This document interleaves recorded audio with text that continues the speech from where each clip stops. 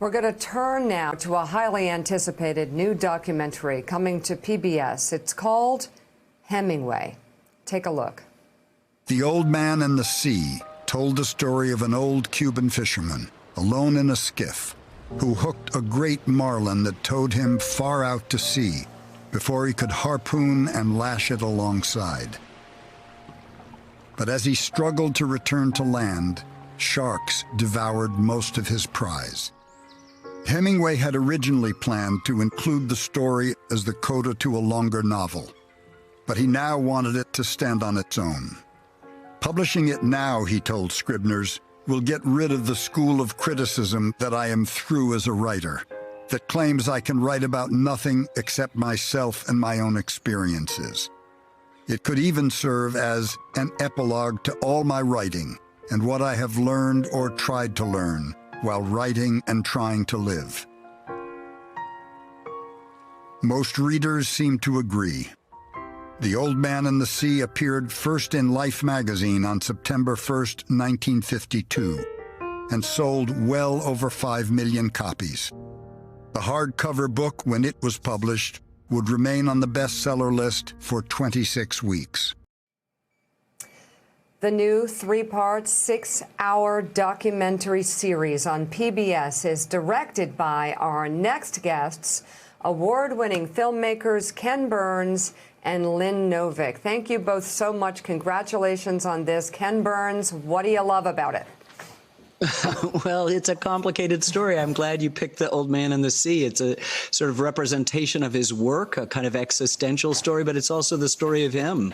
You know, he created this mythology about himself, and it was devoured by sharks, inner and outer sharks. And so I think what Lynn and I have tried to do over the last 6.5 years of working on it is tell the story of the sort of the man behind the mythology, which has been so impenetrable, and find out so many interesting things about him that go beyond the toxic masculinity that we're kind of used to. His interest in gender fluidity, his ability in a few stories to put himself literally sort of in the skin of the female characters.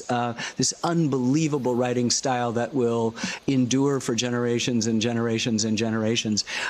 It was hard, Mika, to do this because the edifice was so hard and durable, so opaque.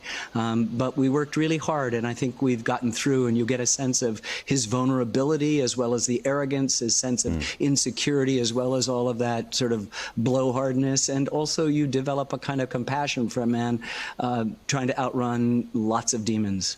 Ken and Lynn, congratulations. Absolutely cannot wait to sit down with this. Lynn, when you approach a subject like Hemingway, who is so well known, whose work is so well known, how do you approach it over the span of 6 hours? How do you sit down as a filmmaker and say, okay, this is how we want to tell his story and to shed some new light on it?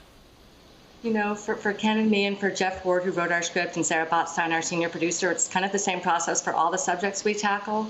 We don't consider ourselves experts by any means, and so we go to school. We do our homework. We read a tremendous amount. For me, that meant reading basically everything that Hemingway had written that I hadn't read before, rereading, and then reading biographies and reading his letters, and then talking to experts, biographers, scholars, and most significantly for us, talking to writers from around the world about what Hemingway meant to them, and hearing their perspectives on his work, his influence, his legacy, his style, the subjects he tackled. And it was an incredibly revelatory and surprising journey.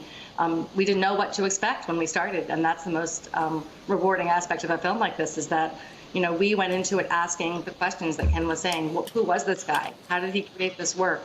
How did we get past this myth? And for us, it had to be centered around the work itself and the real human being underneath that. I mean, one of my favorite books of his is The Movable Feast, and I did the interaction between Hemingway and Gertrude Stein, and Hemingway and Fitzgerald, and all the great writers in Paris during that time. I wanted to ask both of you, though, his relationship with F. Scott Fitzgerald. He was contemptuous, but you at times of Fitzgerald, and Fitzgerald was so insecure. But looking back at that, it sounds like, Ken, it was deep-seated insecurity from one great writer to another. Exactly. That's exactly right, Joe. And we document. In fact, F. Scott Fitzgerald had helped Hemingway and suggested that he jettison 2 clumsy, awkward first 2 chapters of A Sun Also Rises. And Hemingway agreed, and it was a huge success. And then later on claimed that it wasn't Fitzgerald who had suggested it, that he had done it, had meant to do it all along. And it's so interesting that you bring up A Movable Feast, because his nonfiction is often fiction in a way. He's settling old scores in A Movable Feast, as beautiful as the language is, scores that didn't need to be settled, our writer Jeff Ward said, about people who were long dead, and that sometimes the fiction, like For Whom the Bell Tolls, John McCain told us, his favorite novel, but also it's more accurate to the dynamics of what was going on in the Spanish Civil War with the influence of Stalin than the journalism he had been performing in the years before that, in which he was quiet about some of the Soviet atrocities on the, quote, loyalist side, his side. So it's just mind-blowing, and yet you have at the heart of this extraordinary writer who is spare where the other writers of that period are more complicated. Anybody can read him, and yet you had a sense that the meaning is lurking below the surface, almost like an iceberg. And it was a metaphor Hemingway used, the iceberg. Like only 1/8 was revealed, he said.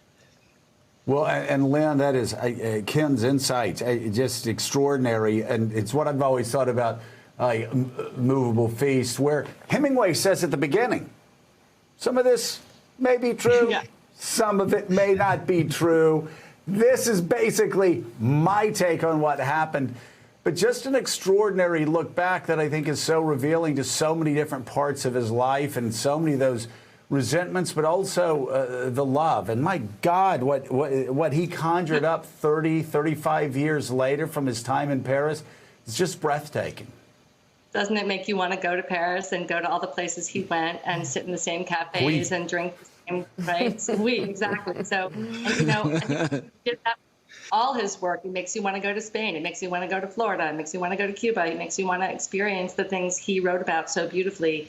And that is rare. It's a gift to be able to conjure feelings, sensations, sort of visual, you know, what you see, what you hear, what you feel, and make you feel like you are there and that you want to go there yourself.